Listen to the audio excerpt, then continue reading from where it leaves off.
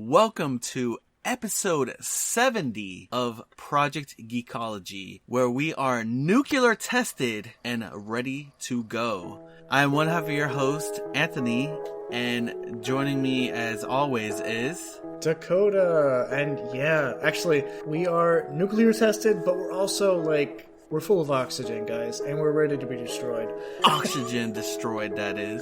Yes, oxygen destroyed.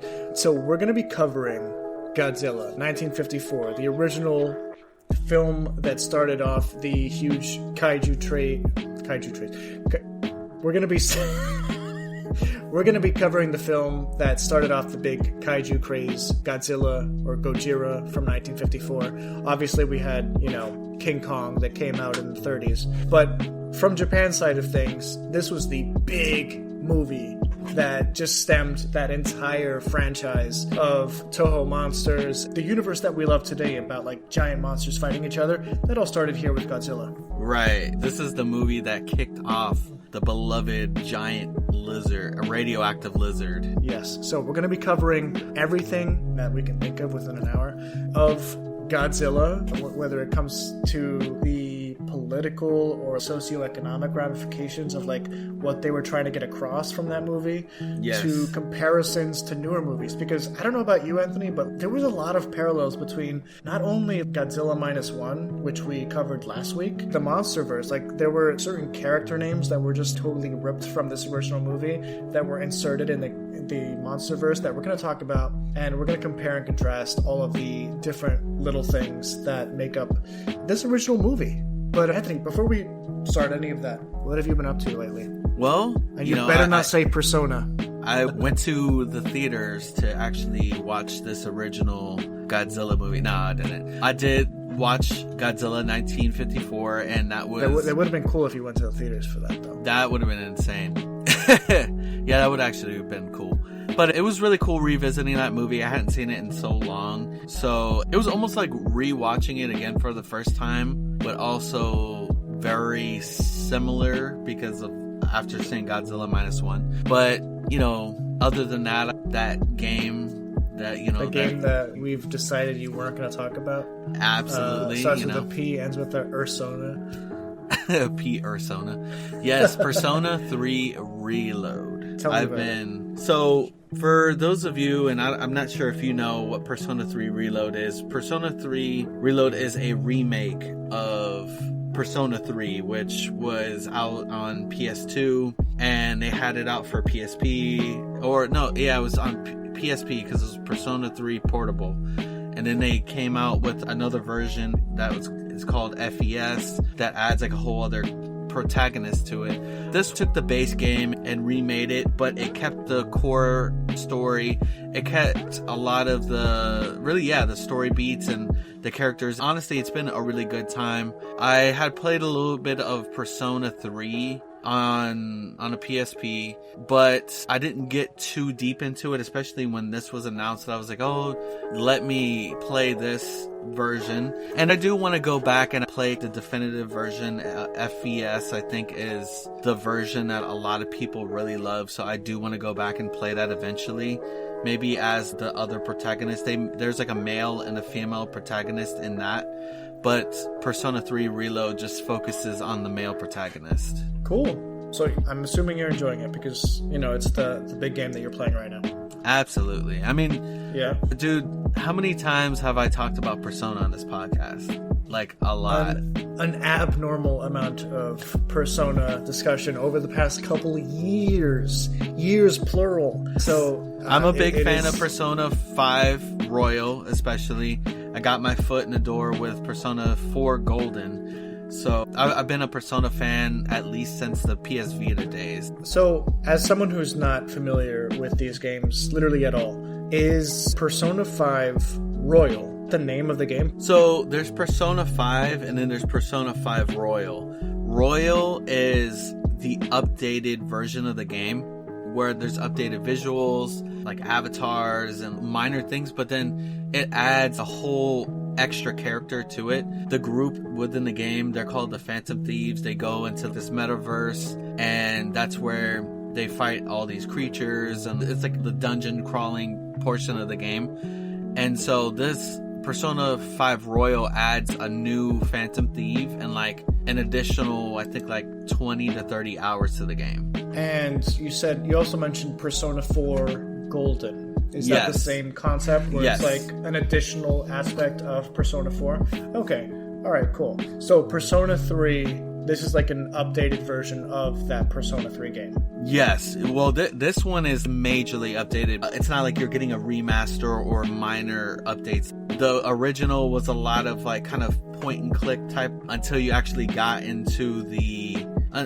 like when you got to the actual dungeons, you could actually walk around and interact with stuff, but everything else was kind of like point and click, and a lot of, you would read and interact with people in that kind of way. So this one updates it to make it where you're running around, you're interacting, the game is seen in more of a 3D world than the 2D aspect. That this one was, original Persona 3 was like 2D and 3D, like, some segments, and so this one is like an overhaul. I wouldn't say it's not like Final Fantasy VII Remake where they took Final Fantasy VII and expanded like the whole first part of Final Fantasy VII Remake is maybe a couple hours in the original. This one is closer to the original game, but they updated it to where it looks, it's more modern. So that's cool. I've really enjoyed it. Yeah, it's really cool seeing how the game was and then seeing how it is now. Persona 3 is the most popular for a lot of long-term Persona fans, mostly because Persona 3 is the game that really is the mold for the rest of the Persona games, but it's still tied to its roots. Persona is a spin-off of a series called Shin Megami Tensei. The roots of Persona 3 is a lot closer to Shin Megami Tensei, and some of those roots kind of leave the game as the games go on, but I don't think that's necessarily a bad thing. I just think that the Persona games kind of established their own identity, and so they're breaking away from the Shin Megami Tensei, but they still have the heart of it. A lot of the Personas in Persona are, these creatures in Shin Megami, so... Okay, yeah, alright. What, is it available to play on? So, Persona 3 Reload, it's available on all the major consoles. It's not on the Switch. I don't know if they've made any announcements as far as making a version of it for the Switch, but it is for Xbox, it is for PlayStation, and it is on PC. For the Switch, you can play the original Persona 3, Persona 4 Golden, and Persona 5 Royal. Okay, you can't play the Reloaded. Is it because the graphics engine available on the Switch? I'm honestly not 100% sure, because the Switch runs Persona 5 Royal pretty decently. It's a lot more animated. The graphics aren't really heavy. It's not realistic. It's not like you're trying to play Final Fantasy VII Remake on the Switch.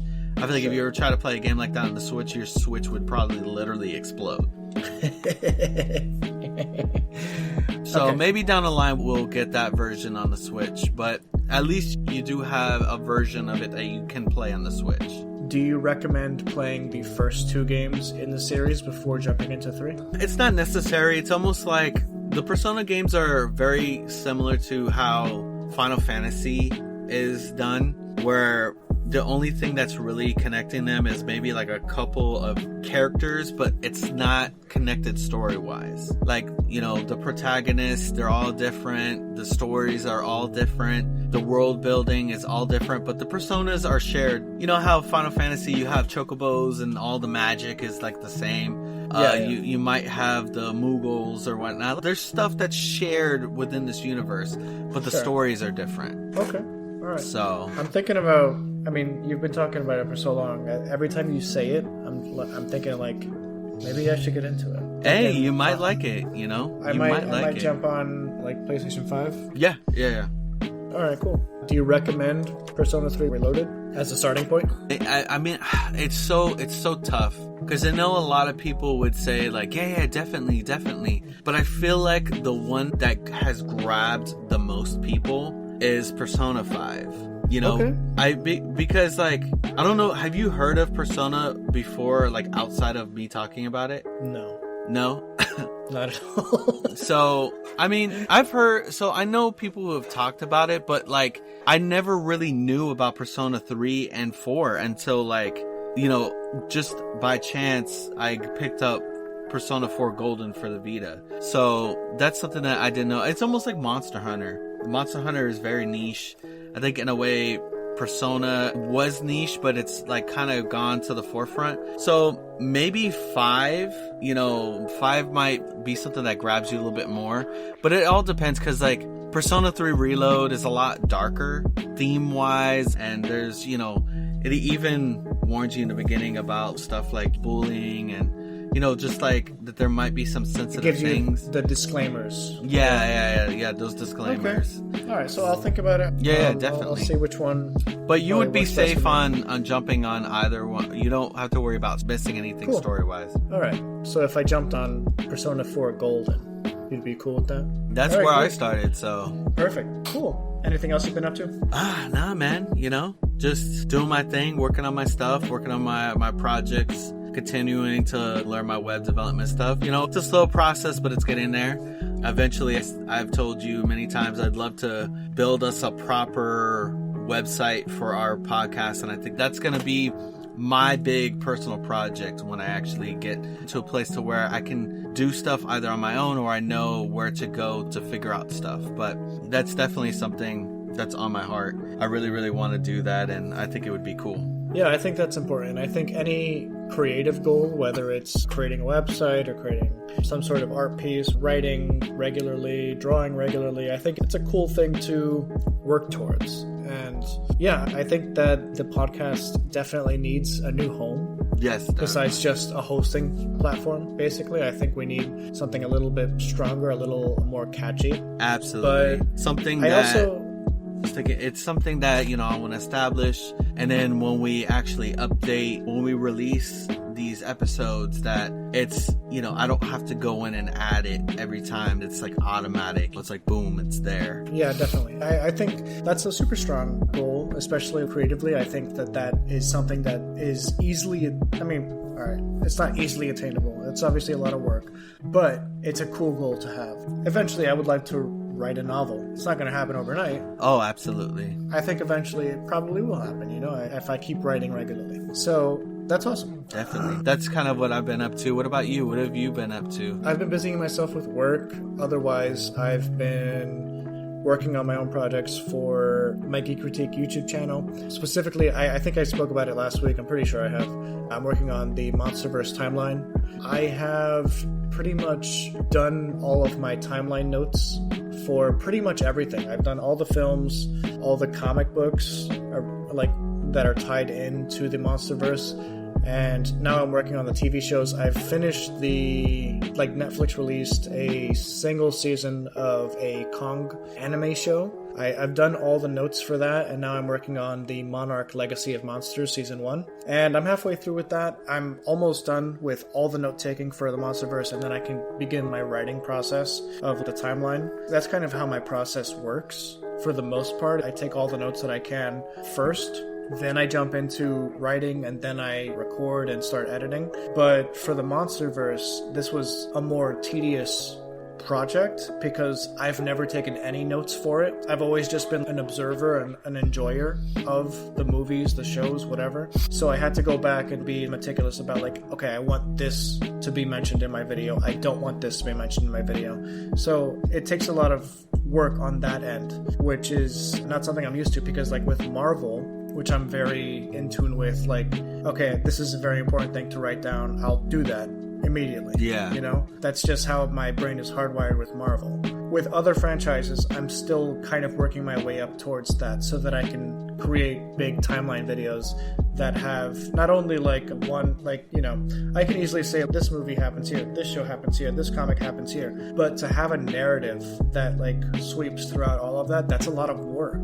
I have to really know my stuff for something like that. So that's what I'm working on right now. It's a long time coming. I've been doing the notes for this for a little over a month at this point, and I'm almost done. So I'm actually very excited about how this video is turning out. I think it's going to be a good one. Very nice, man. And when that video comes out, we'll definitely plug it in the show notes. We have your YouTube in the show notes, so if any of y'all are interested, any new people coming in that they're interested in seeing your YouTube channel, it's in the show notes. Go check it out. There's a lot of really cool stuff. Expert, so official, unofficial. You know, you're officially unofficial. You know, I appreciate that. Should we jump into Godzilla?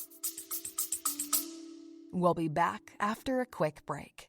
I hate talking. Do you love talking about any topic and are never frustrated during conversations? Then I Hate Talking is not a podcast for you. But if there are topics that you avoid, then listen to I Hate Talking. Do you know the definition of every word others use? I Hate Talking is not a podcast for you. But if you are curious about the definition and historical usage of words, then listen to I Hate Talking. Do you know about current events and other random topics? Then I Hate Talking is not a podcast for you. But if you enjoy conversations on a variety of topics, then listen to I Hate Talking. Listen to I Hate Talking wherever you get your podcasts. Episodes drop every Thursday. Listen, like, and follow I Hate Talking today.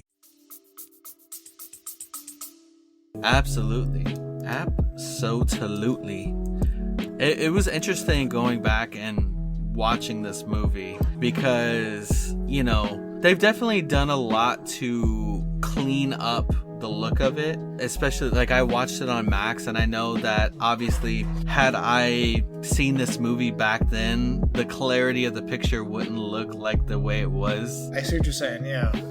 It's definitely gone through a couple of remasters over the years. The version on Max actually is a version only available to Criterion. Oh yeah, isn't Criterion a collection, right?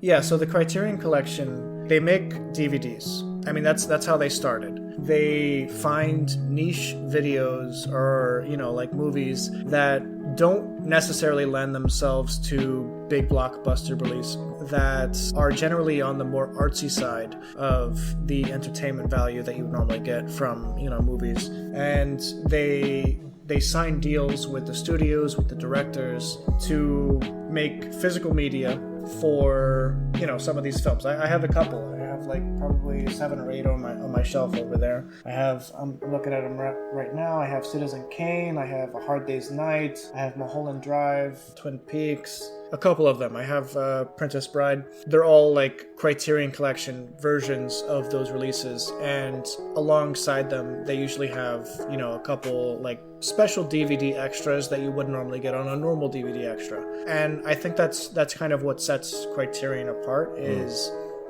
they really try to give you as much value as possible with each release. Because the Godzilla stuff that we were streaming for Godzilla 1954 was over Max, I don't know that they have any of the extra stuff that would normally come on like a Criterion DVD or the Criterion streaming service. I'm happy that it was on Max to begin with, just in general, just because we were able to, you know, cover it for our, you know, production of this episode. So that was really cool. Yeah, it was really cool. And man, you know, there's a lot of things that kind of was sitting in my mind and that I was a little excited to talk about. There was a lot about this film that while I was watching it, you know, I kept on thinking about Godzilla Minus One, and it really made me appreciate Godzilla Minus One a lot more, because it showed that the creators of that one really appreciated the original Godzilla.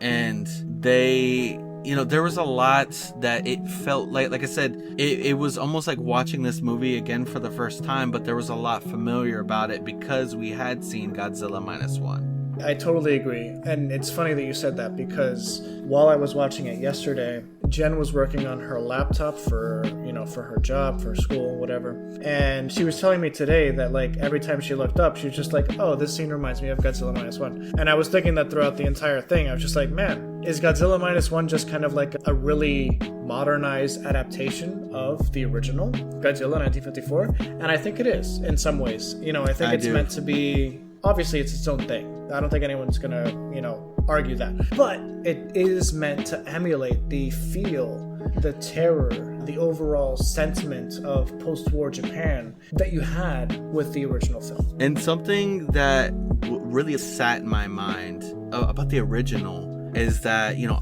yes, that movie definitely has that post World War II feel, this original one. And the insanity is that everybody in that film lived through that period, lived through World War II. Because this was not even 10 years after the end of it. Yeah, so let me put it this way. The people making this movie were closer in time to the bombs dropping in Japan than we are to Godzilla coming out in 2014, the Gareth Edwards movie that we covered not so long ago. It's just like to think about that difference kind of puts time into perspective and the time span of films and Hollywood and all that. So yeah, anyone going through this movie, anyone filming this movie, anyone creating this movie and experiencing it at that time would have those memories of war, bombs, yes. A-bombs, H-bombs. Yeah, so there's an interesting scene on the train that a woman talks about. She's like, I just barely survived the bombing in Nagasaki. Now I have to deal with this Godzilla thing. I was like, dude, how many people in this film actually had to survive actual bombing stuff? Like, it's how crazy. Close to home is this stuff hitting when they're talking about this post-war stuff? They're talking about nuclear testing, H-bomb testing. It's like, dude, it's insane how close to World War II this movie was and how much that war influenced this movie. It's written all over this. It's so prominently featured in this movie because of how close it was, man. Dude, like that movie. I can't imagine. Dude, that movie after World War II, it was closer to World War II than you and I are to high school. Yeah, dude, it's absolutely insane. And I consider myself a young person. Like, I don't consider myself like an old fogey at this point. But yeah, it's nuts how much World War II is written all over this movie. Absolutely. Even like there's one scene where there's a mother and her two children, and they're cowering from the destruction that is Godzilla tearing through Tokyo. And she tells her kids, "We'll be with your father soon." And I'm just like, dude, that's deep, that's heavy. She's basically telling her kids, we're gonna die, and it's gonna be okay, because we're gonna be with your dad. And that's, dude, I got choked up at it, because I don't know how war feels. I'm a 32-year-old dude who's never been through any type of battle like that. But these people experienced that firsthand with the fire bombings in literally every Japanese city outside of Kyoto, as well as the nuclear bombs of Hiroshima and Nagasaki. There's no way anyone watching that movie in Japan did not have that background information going on at all times. And it's hard not to watch Godzilla and think about how it's directly influenced by World War II, because Godzilla really is, he represents nuclear power. That's really what he was based off of, Yeah, that was the inspiration. He's this creature that was created by bomb testing in the water. And I thought it was really cool when Godzilla was showing up and he's bringing up all of these like little trilobites. Yes, these were extinct millions of years ago, and now these things are coming up in Godzilla's footprint. What is down in this like little like, he's like in this like ravine in the water, or like valley, or like deep point in the water. Basically, like, he's been dormant for so long that I think like currently our understanding of like the Godzilla mythology from pretty much like a number of different mythologies that have popped up over the years is that Godzilla is an ancient creature that existed at a time when our atmosphere in general was much more nuclear, or like there's much more radiation in the atmosphere, like prehistory basically. And I think that is the idea of like him bringing these ancient fossils that are like 200 million years old up as if they were new creatures. I think that he was dormant for so long because there was nothing radioactive enough to wake him up until the nuclear tests basically woke him up. I think that's what the story was trying to say. Something that I was really impressed by the acting in this movie. Like, you know, like I said, it'd been a long time, and then you think Godzilla movies had kind of been, you know, made fun of over the years, that you're thinking that they're all kind of corny. Well, not all of them are, but like, you know, in this original, like, you got some really, really good acting. Even for a Japanese film where sometimes it could be a little overboard with some of the acting, they weren't really all that crazy overboard. They had some really, like, you know, serious scenes. They interacted. It didn't seem over the top. I was really impressed how well everything was acted out. It made me think that even with the way that they were able to scale things up with miniatures and even with people with Godzilla in the background, like, that they even were able to, they had the technology and even the thought process to, like, be able to create this stuff really, like, blew me away. Watching this, like, I had such an appreciation for the limited technology that they had, that they were really able to do a lot. I was really impressed by, you know, there was a couple scenes that I was really impressed by, now that you bring it up, in terms of like how they were able to superimpose two images onto each other. One of them, I mean, there was a couple when he was walking through Tokyo, and you could see the people running in the streets below, and he was in the distance, and there was fire all over the city. Yes. Excellent. Dude, like, there were so many scenes I was just like, that's an album cover right there. Like, that's beautiful. Like, it looked really good. Yeah, this movie really does hold up very well. And the fact that, you know, it has been taken care of, you know, you have like the Criterion Collection that, like, really, it just, you know, that, and with, yeah, like you said, you know, the what they're able to do with, you know, superimposing. And, you know, honestly, when I saw Godzilla, you know, obviously I chuckled a little bit, but it really did bring a smile to my face, because I was like, this is, you know, Godzilla, you know, this is a man in a rubber suit right here. This started it all. I was like, you know, there was a couple of moments where he, like, looking over, the suit doesn't look amazing, but, like, I still love it, man. I still loved it. I was able to, yes. Yeah. You know, and his atomic breath. It was pretty much just a blow dryer.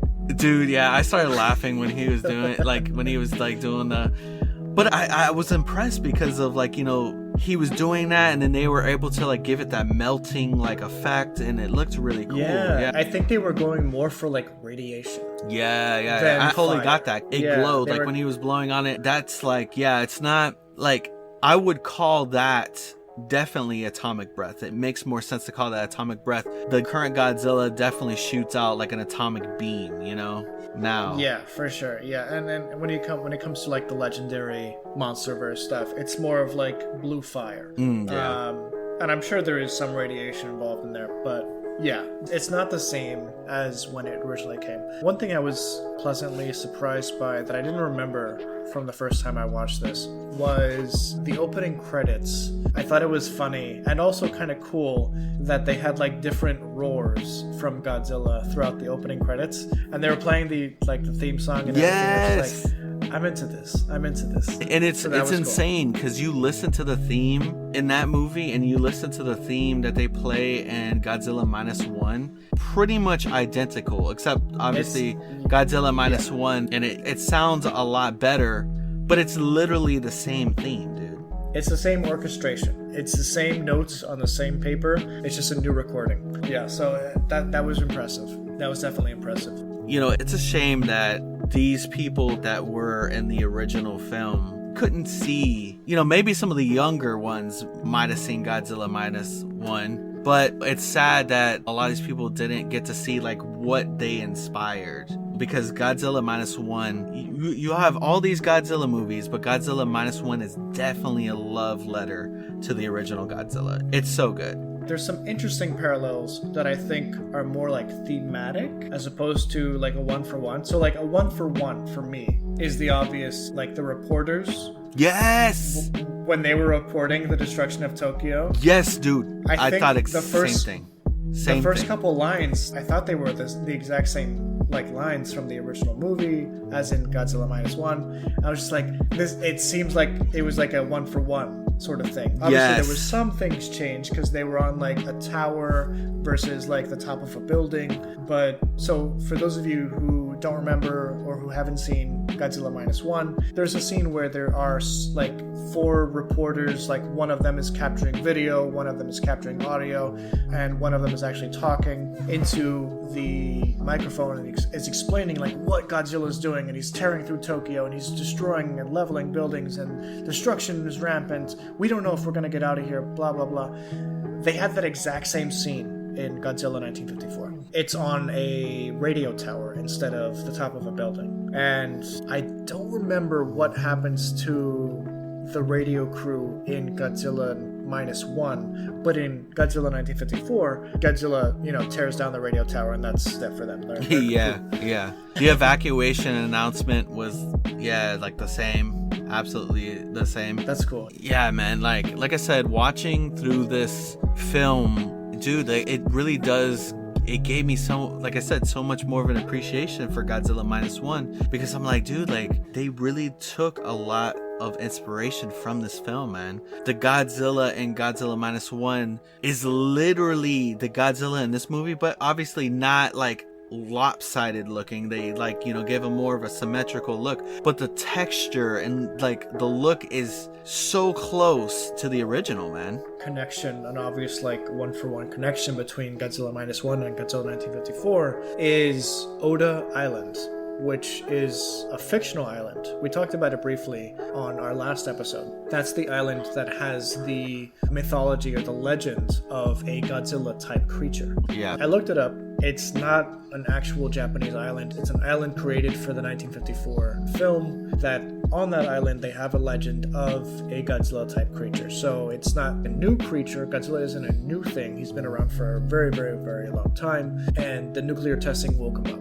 That's basically the story of Oda Island. And that's an easy connection between Godzilla Minus One and Godzilla 1954, because obviously Oda Island doesn't exist, but it exists in both of these versions of the movies. And both of these versions of the movies have that legend of an ancient creature called Godzilla. So I think that's pretty cool. And, about 20 years later, we get Oda, the creator of One Piece. How can you forget? Yes. It's the journey of There's a the lifetime, connection right there.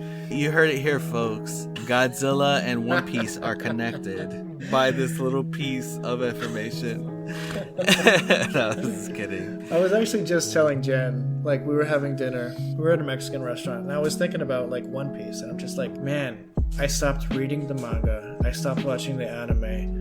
But I have this strong urge to watch One Piece. I have this strong urge to continue reading the story. I know that the story gets better and different, and it's stranger moving forward, and I want to experience that. So I went ahead and I ordered the next 5 volumes of the manga. Should be getting them soon. But yeah, I'm excited to jump back into the One Piece world, just because, I've been following random people on TikTok who are fantasy aficionados, and people who've read One Piece consider it amongst their top 5 fantasy stories ever. And I want to experience that, I've only experienced the East Blue Saga as of this point. I haven't experienced anything past East Blue or Loketown. I haven't even gotten to Loketown technically. Dude, you gotta get to the Grand Line, man. Grand Line. Get to the Grand Line. Dude, that's where Oda Island is. You get to the Grand Line, you get to Godzilla, man. Is that okay? All right. Well, that's good. All right. So back to Godzilla. There is actually a lot of large creatures when you get there, but yeah. But no. I do want to get back into One Piece, legit. I've been thinking about it. It's been in the back of my head for a bit now. I'm excited to dive back into that universe. But we're talking about Godzilla here. We have a lot to talk about with Godzilla. There's a lot of scenes where they discuss his radioactivity. Everywhere he goes, they have to bring a Geiger counter to determine his radioactive signature is or whatever, to make sure it's safe to be where he has been. And that in itself is part and parcel of life after the nuclear bombs were dropped on Japan. Because there was a period after the end of the war where those 2 cities, Hiroshima and Nagasaki, were unlivable because of nuclear fallout. Obviously, that's not the case today. They're very livable now. It was a very short period of time.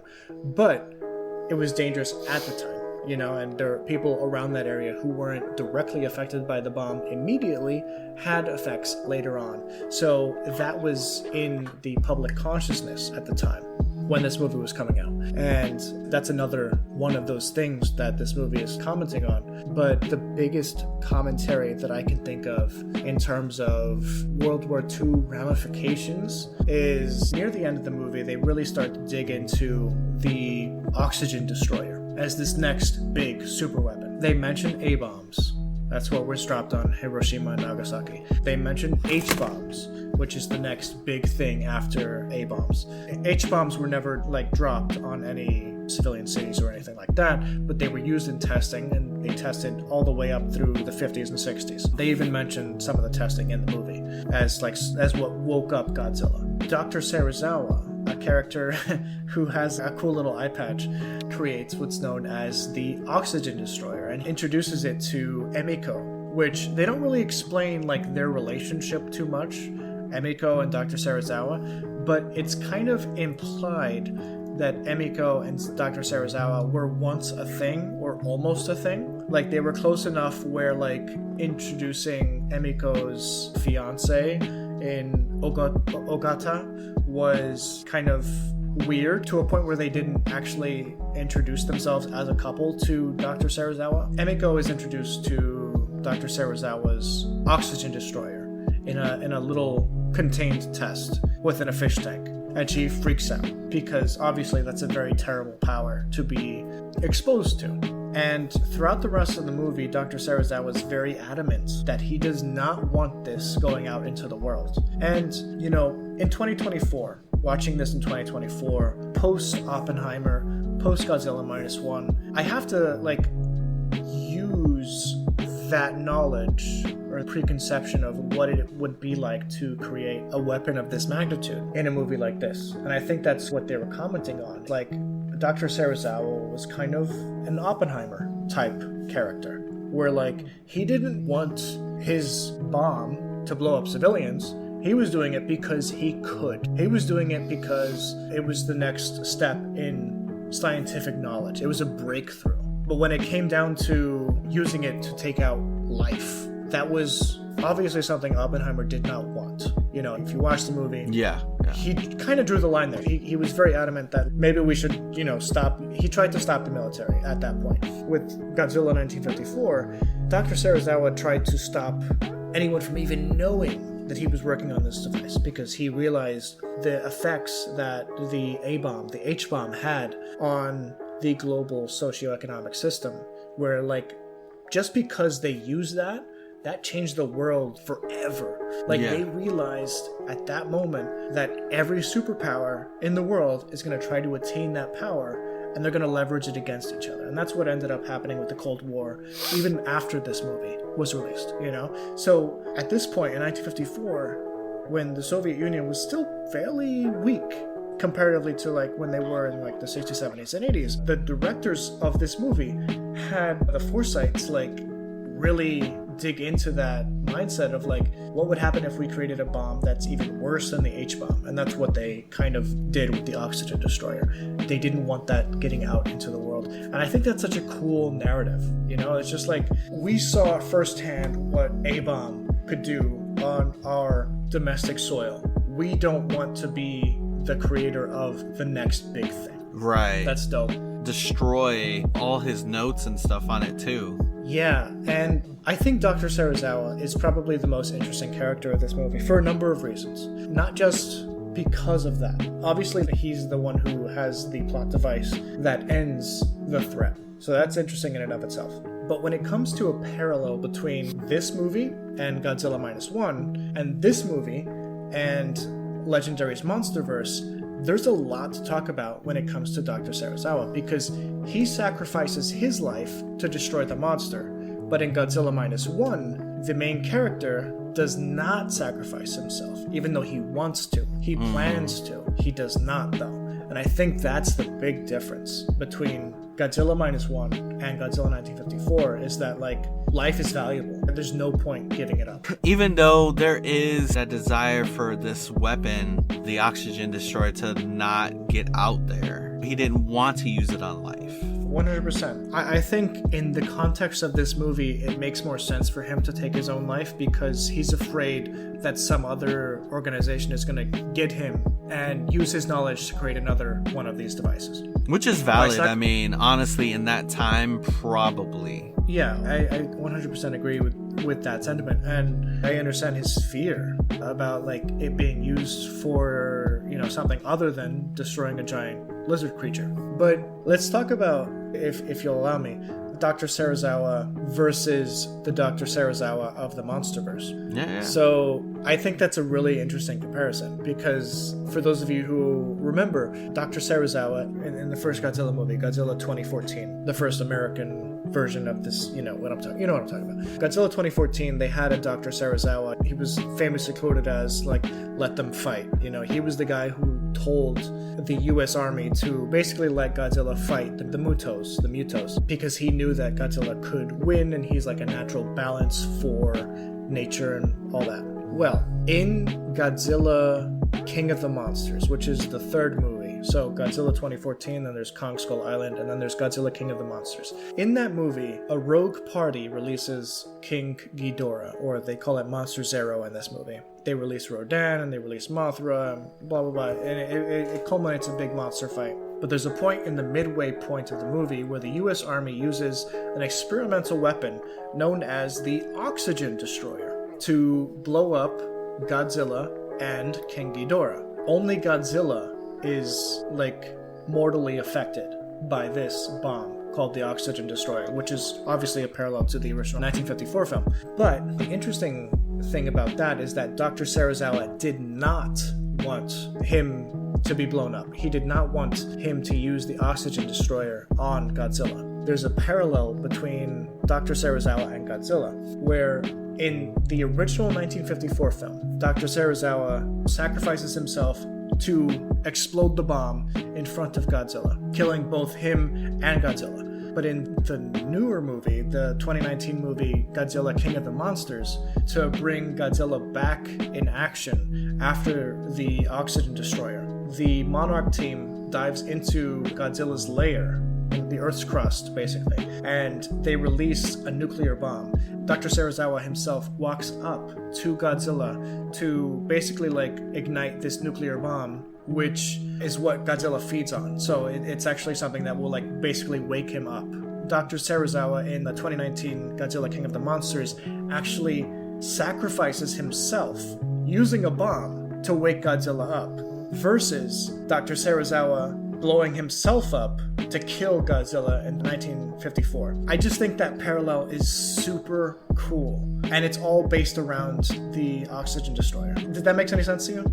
No. I think that's really cool. And, you know, it's been a while since I had seen those movies, and even longer since I had seen this. So, honestly, I wouldn't even have been able to put two and two together. But if I had watched those movies again, then I would have been like, oh my gosh, I remember this from the original. Yeah, it's just cool that, like, Dr. Serizawa of the 1954 film is there to blow himself up as well as Godzilla, versus the 2019 version of Dr. Serizawa is there to blow himself up to resuscitate Godzilla. You know, it's almost like a roundabout thank you in a way. I don't know. I can't even explain it, but it's cool. It's a cool parallel. No, that definitely is. That's cool. And I'm glad that you brought that up, because it really shows how much this original movie has permeated throughout these different films. And, you know, I mean, the 2014 one obviously kicked off a MonsterVerse, you know, kind of its own contained universe, whereas like all these other Godzilla movies were kind of like one-offs, or, you know, like very small, like not like a universe in this kind of way. Though, I mean, we have had, you know, Godzilla versus King Kong. Yeah, so the early Toho films, like up until the late 70s, they were all one universe, starting from like Godzilla 1954 up until I think it's the late 70s. And then there was like a 12-year period where they didn't do anything. And then in the 90s, they started it up again, where there was like a new universe. More recently, within the past 20, 25 years, all the Japanese films have been one-off stories, if I remember correctly. Godzilla Minus One is one of those one-off stories, just like Shin Godzilla is, so on and so forth. It's definitely, like I said, man, watching through this film really gave me an appreciation for the series. Like you said, you know, there's been some really good movies, and then there's been some doozies. But I'm glad that this movie that kicked off the Gojira series and the Kaiju, the whole genre, really. Yeah, exactly. That it was a strong start, and it went from anywhere from the man in the rubber suit to the people, just everybody. Like, it really seemed that they really put their all into this movie, and I applaud them even more because, dude, it hadn't even been a decade since World War II happened. 10 years is not enough time to clean up all of that. They're still dealing with the devastation from World War II, and the fact that a film like this, that time, kicked off an entire genre, a character that is transcended and just, it's relevant. It was relevant with our grandparents, and it's relevant now today, to us. We all know these characters.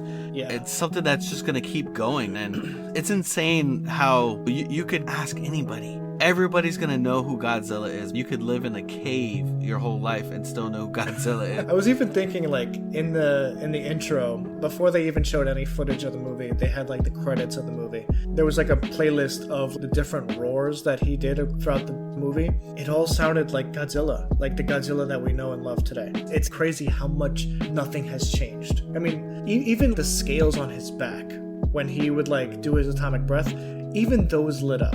It's just like the basic DNA of this giant angry creature has stuck around for almost 70 years. Dude, the look of Godzilla has practically stayed the same too. I mean, they've obviously updated the look, but, and we've had a couple, they try to change him a couple times. That one American Godzilla movie where they try to make Godzilla / it was like a T-Rex / Godzilla. I don't know what they were going on. But, I mean, for the most part, Jurassic Park. For the most part, it's just been this bipedal lizard creature thing that has looked the same, almost like this chunky, destructive force, dude. Like, I mean, you look at Godzilla now and you look at Godzilla in the Legendary Universe, and it's the same, just not a man in a rubber suit and updated graphics, What's cool is that, like, you can take someone who's like, you can take someone from the 50s who's just watched this Godzilla movie, and you put them into 2014, 2019, whenever there was a Godzilla movie that was recent. There's no way that they think that that's a different monster. It's just like a bigger, better version of it. This is the original. This is the one that all of this is based off of. And I think that's so cool. I agree, man. There's one shot that I wanted to talk about briefly. There's a scene where they had like 300 Asian schoolgirls singing. Oh, yeah, I remember that. Yeah. And it takes, like, the scene, it kind of like spends a whole minute panning through the room as these girls sing, and I'm just like, what a beautiful shot, because it's one take. So there's a couple shots in this movie that like are weirdly cut. So there's a couple scenes where, like, Emiko in particular, like, you could tell they like spliced two cuts together, Emiko being the girl in the movie. You could tell that they spliced two cuts together because it'd be like she would be looking sad, and then the next scene, like literally less than a second later, she'd be like screaming and crying. And there was a couple like jump cuts like that just didn't work, but maybe they worked back in the 50s. Yeah. Today they wouldn't work. It would be bad editing today. Even that, like, seeing that early in the film, I was just like, the editing's gonna be kind of blah. It's not gonna really wow me any. But seeing the scene with like all the schoolgirls singing, and it was just panning through them slowly as they sang this song to, like, uplift Japan in this dark time. Yeah. I was really touched, dude. It looked beautiful. Like, it was clean. It was clearly on like a dolly in a way that, like, there was no shaky cam or anything. It was just like, it felt like a very modern scene, like a long take modern scene. And I thought that was so cool, man. Yeah, I thought that there's that one scene that was really interesting. Remember, like, an island was being attacked, and it looked like a monsoon that was going on, but it was Godzilla, dude. They did a really good job of like creating monsoon effects for a model village, because that's what it is. It was a model village that they were destroying. Dude, it looked great. Like, it was crazy. Even like some of the ships that they had like bobbing up on the water and being destroyed slowly, I was really impressed by it. There's even some shots where they had the Japanese Navy clearly bomb the water, and they filmed that. I don't know if you noticed that. Like, they're like, oh yeah. there were like obvious real bombs in the water, which I was like not expecting at all. And considering the fact that they had a limited budget, they had to create this film essentially about destruction, which there's a lot that goes into that. You know, they had constraints with making this film. It wasn't an easy film to make, but they did it, man. They overcame whatever they had. I'm not gonna like, you know, crap on it, obviously, but obviously some of the budget didn't go into the suit, but I love it anyway. You know what I was surprised by, talking about budget, is like all the extras that were involved in this movie. Like there was a lot of extras. After the village is destroyed, there's the scene, I think it was after the village was destroyed, maybe it was like before, but there was a scene where after a couple of ships have been destroyed, there's like a group of like 150 people on the beach like looking out at the water. And I'm just like, that's a lot of extras that they just got for this scene. And there's another scene in Tokyo when it's being destroyed that you see just like hundreds of people like moving all at once, and I'm just like, they literally got a whole village to act for this movie. Like, how did they do that? I'm consistently like surprised by like old films like this. Like, how do they manage such huge groups? And it's impressive. I'm glad we did Godzilla 1954, honestly. Yeah. It was nice, like I said, going back and being able to watch this film and just really being delighted to see that there's a lot about it that does hold up, and it starts off strong, man. It starts off this series very strong. It doesn't just throw Godzilla right at you. It builds up to Godzilla, just like Godzilla -1. Like it, I mean, you do get Godzilla in the beginning in that one, you know, but when he's younger, like a smaller Godzilla, but it builds up to like the actual Godzilla that we know throughout the film, and that's what this original does. You know, you're hearing a lot about Godzilla. You know, you have that moment where he kind of like pops his head over that mountain, like people are running from him.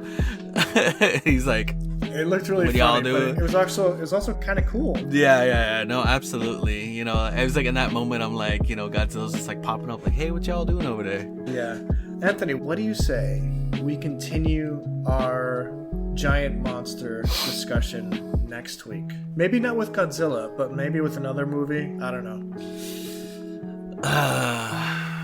All right, we will cover the Phantom of the Opera. I'm 100% down. Speaking of Phantom of the Opera, no joke, maybe about a month or two ago, my wife Jen watched Phantom of the Opera. I think it was the 2003 movie. I remember when y'all had that like soundtrack on repeat. Dude, it's a good movie. Like, it's actually like really good. Jen she'd never seen it before. But anyway, I'm thinking more like giant monster, not just like, you know, monstrous small humans. phantom. What do you think about Kong Skull Island, the 2017 film, the follow-up to Godzilla 2014, but it's about Kong instead of Godzilla? I suppose, man. I suppose. No, I'm just kidding. Yeah. No, definitely, that'd be cool. All right. Let's keep this monster jam rolling. This monster mash, you know.